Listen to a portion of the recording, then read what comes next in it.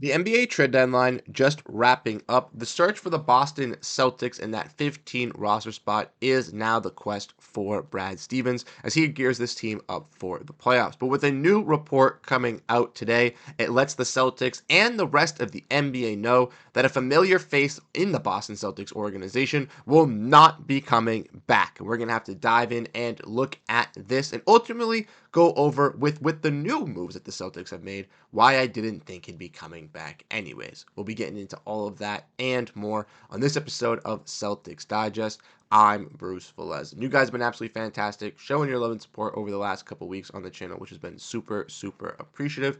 I do want to let you guys know that we will be live once again tomorrow on Wednesday for that weekly live stream at 6 p.m. Eastern. So if you want to make sure you stay up to date on everything and ask any questions revolving around this Celtics team, make sure to tune in and to find us there. But without further ado, let's dive in and let's get into the news at hand today.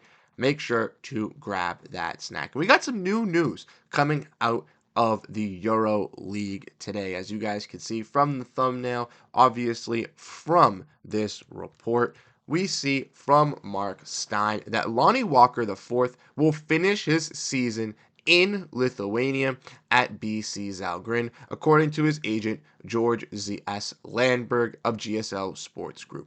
Walker, who's 26, plans to return to the NBA next season as he had an NBA buyout in his EuroLeague deal through February 18th. And he will be staying in the EuroLeague where this season he's averaged 13.6 points, 3.2 rebounds, and 1.8 assists, zero point 0.9 steals, and 0.2 blocks. Now, Lonnie Walker was a piece that was on this Celtics roster as we know it, as he was a player that was on the preseason team on an Exhibit 10-day deal, as that's what the Celtics signed him to. A lot of Celtics fans were very ecstatic, wanting to see Lonnie Walker get some opportunity with the Boston Celtics, but in the preseason, he was just an extra guy and didn't get much run until the last game where the Celtics got to see their clear evaluation with them. And leading into the season, the Celtics wanted to sign Walker to a contract, but failing to move Jaden Springer's contract before the season allowed them to not sign him, as they would have been pushed more into the luxury tax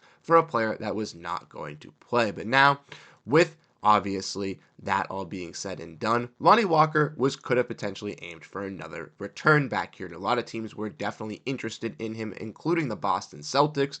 But with reports coming out that he is not going to be returning to the NBA, that obviously ruins the dreams for this season for Celtics fans. Now, Walker was a nice offensive piece, and me and a bunch of other NBA and Celtics creators had talked about how Lonnie Walker would have been a nice offensive, added piece for this bench unit when guys like Peyton Pritchard or Sam Hauser goes cold. He can create his own shot. He's a pretty good playmaker as well with that second unit, and I think he would have been a pretty decent volume three-point shooter in the Celtics rotation.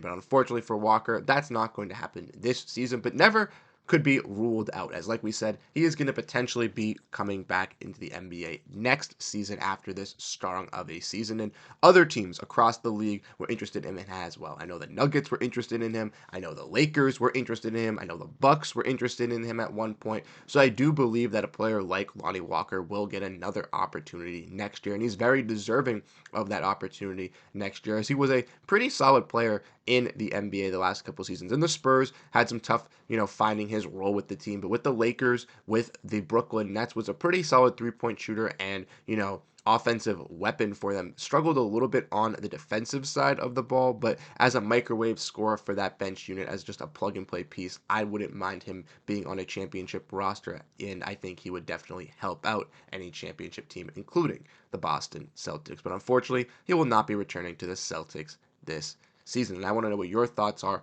on Lonnie Walker. So let us know what you think down below in the comment section. Did you want Lonnie Walker on this team? Did you think he would be a viable asset? I ultimately was vying for a guy like Lonnie Walker, but we'll get into in a little bit with the Celtics move that they made previous, made me realize that a Lonnie Walker reunion was most likely not in the cards. But as we get into the next part, why it most likely would not have happened for this Boston Celtics team. And the main reason why I say that I don't think it was going to happen was due to this signing right here. When the Celtics signed Torrey Craig, as I do best believe that the Celtics with trading away Jaden Springer, wanted to add some much needed offense into this second unit. And they were looking at some guys on the buyout market, and they felt confident in adding a guy in Torrey Craig, where Craig already in his Celtics debut was 100% from the field, had 6 points, and was 100% from 3-point range on 2-for-2 shooting. I mean, Craig can kind of fill in as a wing, a little bit bigger in size compared to Lonnie Walker,